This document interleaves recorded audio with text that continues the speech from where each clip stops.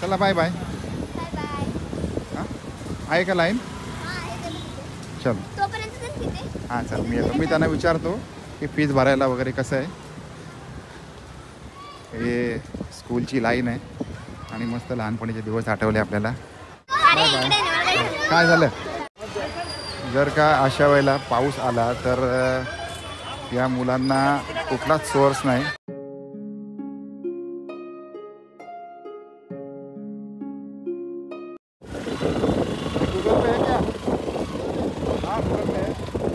आधा किलो करू. मंडळी, पावसाळ्यामधला सेल कधी बघितला आहे का?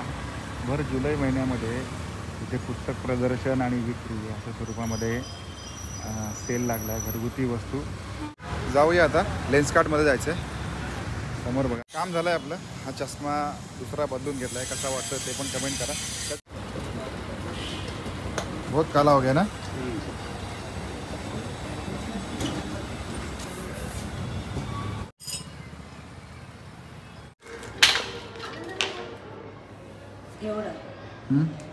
किती झाला?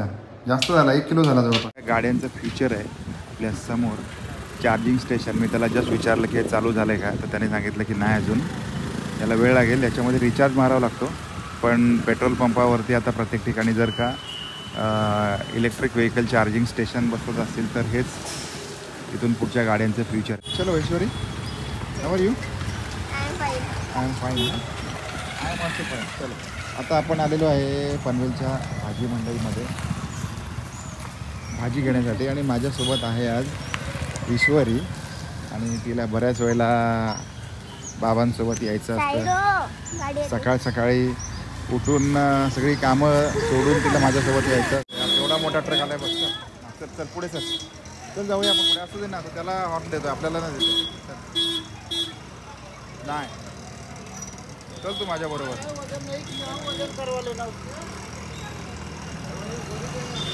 आता हा इथे एवढ्याशा रोडमध्ये कसा काय क्रॉस करणार मागे पुढे? हां सांग ना. व इकडे परत आंबे बघ. दशहरी आंबा ठेवला इकडे. सावकाश.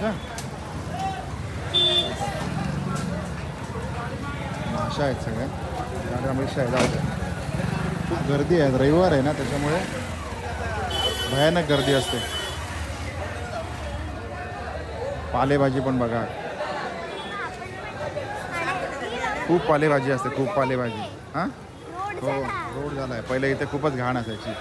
आज हे पण आहे, उपास वगैरे चालू आहेत ना आता, त्याच्यामुळे श्रावण महिन्यामध्ये भाजीचं दर वाढणार. त्यामुळे स्टॉक तर करू शकत नाही ना आपण. बाळा स्टॉक करू शकतो का भाजीचा? नाही. ते कोबी आहे. नेहमीचा टोमॅटोवाला आहे. तिकडे जाऊया. दादा टोमॅटो कसे? 40 रुपये किलो. 40 रुपये किलो. ओके. हां इकडे इकडे जरा चांगले वाटतात. चला टोमॅटो आपले घेऊन झाले. टोमॅटो घेऊन झाले. आता कोबी घ्यायचे. आता कोबी कसं आहे ते बघूया आपण इथे. दादा कोबी कसं आहे? 40 रुपये किलो. 40 रुपये किलो. तर मग 1 किलो घेतला पाहिजे मला वाटतं. काय म्हणतेस तू? 1 किलो घेऊया. तर चांगला काढ जरा व्यवस्थित. बघू तुला कसं कळतंय का. काढ. हा 1 किलो काढ. हा बघ. हा घे. हा तो घे. तो दे त्याला तिथे. नाही तर ते सगळे तसे भेटणार. भेंडी 60 रुपये किलो आहे. अर्धा किलो काढ. आहे अर्धा किलो कर. ए गवार कसे आहे? हां बाई गवारचा भाव बोल. पोपळी मिरची अर्धा किलो. 100 रुपये किलो बोलतोय. महाग लावले या वेळेला. अरे बापरे. इकडे बघा काय प्रकार चालू आहे. अरे बापरे. आता आपल्याला गाजर घ्यायचं राहिले फक्त. जास्त आतमध्ये जात नाही. बाहेरच्या बाहेर फिरतो आम्ही. कारण आतमध्ये ना खूप चिखल असतो आहे ना. पण खूप चिखल असतं. खूपच चिखल. त्याच्यामुळे आपण हां त्याच्यामुळे आतमध्ये जात नाही आपण. आता बघा आता रस्ता वगैरे चांगला झाला आहे. सिमेंटचा रस्ता केला आहे. पाणी वाहून जातं. नाहीतर आतमध्ये खूपच चिखल आहे. आता आपल्याला फक्त गाजर घ्यायचं आहे, बाकी काय नाही है ना. फक्त गाजर घ्यायचं आहे आपल्याला. हां बाकी सगळं घेऊन झालं फक्त. बटाटे घेऊन झाले का? बटाटे सांगितले होते ना. बटाटे पुढे घ्यायचे आपल्याला. पुदिना हे कसं आहे धनिया? 20 रुपये. आणि मेथी? ए भाई मेथी कशी आहे? मेथी बरोबर वाटत नाही. बरोबर आहे. त्या कोथिंबीर कोथिंबीर घे. इकडे असा बघूया. हे कसं आहे हे? शेपू आणि माठ. आता फक्त आपले बटाटे घ्यायचे राहिले म्हणून चल बटाटे घ्यायचे राहिले फक्त. मग विचारू दे आपल्या इकडे. काही बटाटे कसे? 20 रुपये. 30 रुपये किलो आहेत. इकडे नारळ कसं आहे? 20, 25, 30, 28, 30, हा 25, 25 आहे. आणि हा 40. एवढं सगळं तर घेऊन आलो. इथे आता 2 पिशव्या, इकडे एक पिशवी, इकडे एक पिशवी. आता हे सगळी सेटिंग करावी लागते कारण एवढं सगळं कसं निघणार ना. तर आता उघडलं आहे त्यामुळे आता बटाटे राहिलेत. अजून तर ठीक आहे. टोमॅटो आपला टोमॅटो नाही इथे टाक. कशी टाकू? इकडे इकडे बघूया. Very good very good. Very good very good. हे याच्यामध्ये राहिलं. हे पुढे राहील. हे पुढे राहील. एक इथे मागे राहील. आणि हेल्मेट डोक्यावर राहील है ना. आणि छत्री कुठे राहील? छत्री इथे राहील. अजून थोडेफार फ्रूट असले तर बघूया. बाबा आता कुठे घेणार आहे ते? काय आता कुठे घेणार ते? फ्रूट आपण इथे ठेवूया. इथे मध्ये ठेवूया कारण परत या मार्केटला यायला होत नाही. आणि इकडे बऱ्यापैकी स्वस्त बाजार मिळतो. आज तर महाग आहे सगळं. इकडे बघा कापे बनसाची घरे 50 रुपये पाव किलो बोलतोय. आज आहे ना मार्केटमध्ये एक खूप चांगला अनुभव आला की महागाईचा जो उच्चांक आहे तो बऱ्यापैकी झालेला आहे. आणि महागाईचा वाढता भस्मासुर. आणि दुसरी गोष्ट बघा म्हणजे आता प्रत्येकाच्या घरामधली एक वेगवेगळी पद्धत असते. आता हे मी सगळं मी घेऊन आलो. आता हे तुम्हाला असं वाटेल की हे परत काय विकायला वगैरे ठेवले की काय, पण नाही मस्त मांडून ठेवलंय. सगळं धुवून झालंय प्रॉपर एकदम व्यवस्थित. आणि वॉश करून आता इथे असं ठेवलंय. त्याच्यानंतर फ्रीजमध्ये जाईल. आणि तुम्हाला सांगतो टोमॅटो कितीशे दिसतात हे? 2 किलो टोमॅटो आहेत. 80 रुपये 2 किलो. गाजर 60 रुपये किलो.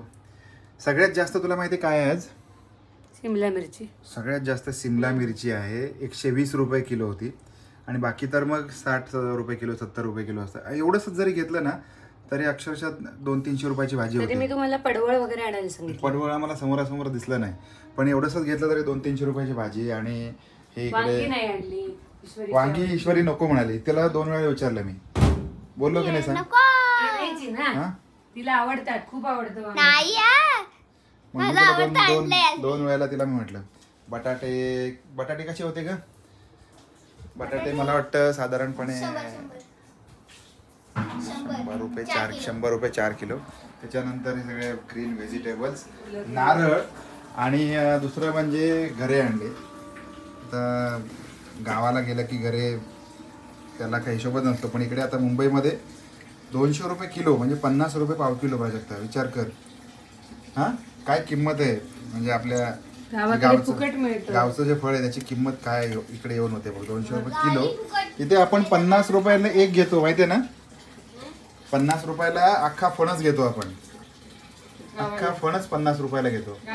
ते पण विकत घ्यायला लागत. तेही विकत नाही घ्यायला लागत, पण 50-60 रुपयापर्यंत सगळं मिळतं. आणि 240 रुपये किलो ऍपल.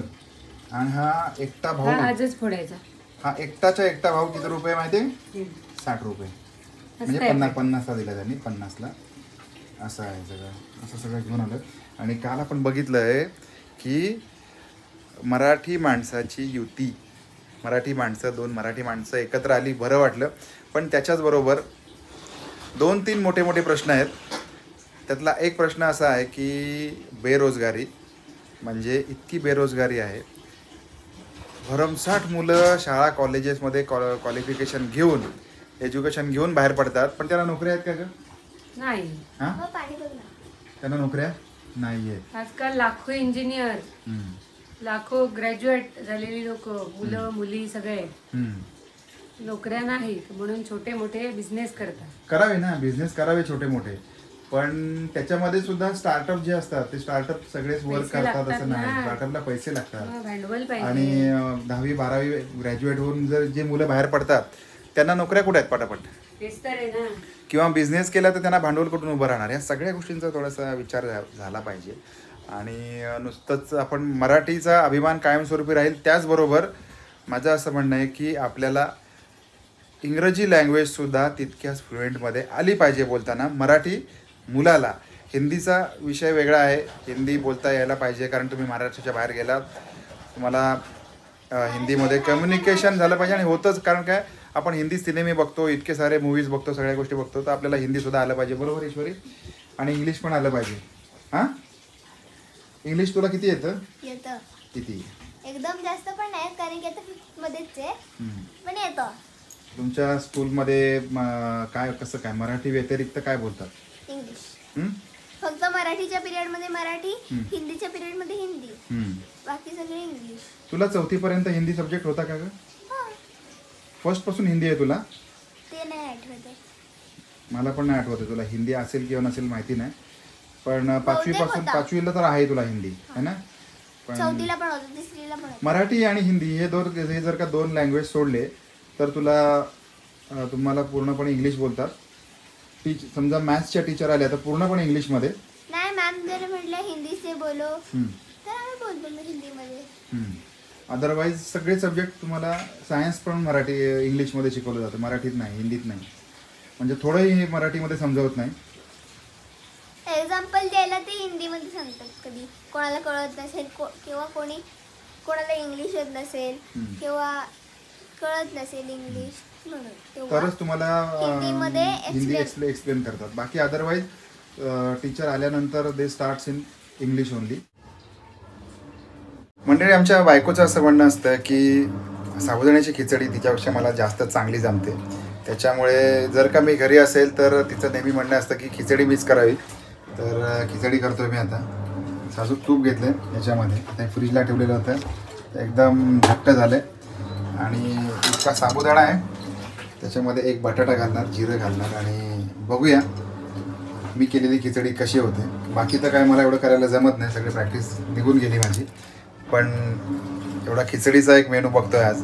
बघा, तुम्ही पण कमेंट करा की याच्यामध्ये काय चुकतंय काय नाही, कारण प्रत्येक ठिकाणच्या पद्धती वेगवेगळ्या असतात. काही लोक याच्यात कोथिंबीर घालतात. कशी झाली बघून तरी ओके वाटते का? हां, टेस्ट घेऊन सांगूच मी. बाकी बघून बरी वाटते? हो, चांगली. दरवेळेला तू म्हणतेस ना मी चांगली करतो वगैरे वगैरे. म्हणजे मला तरी माझी स्वतःची खिचडी आवडत नाही. ओके, ठीक आहे, टेस्ट करून सांगा. आणि बस, खूपच आज आपण शूट केलं आहे, त्याच्यामुळे मस्तपैकी फराळाचे पदार्थ सगळे खाऊन घ्या, एन्जॉय करा लाईफ. आणि गणपती बाप्पा मोरया. Bye bye. जय हरी विठ्ठल. जय हरी विठ्ठल.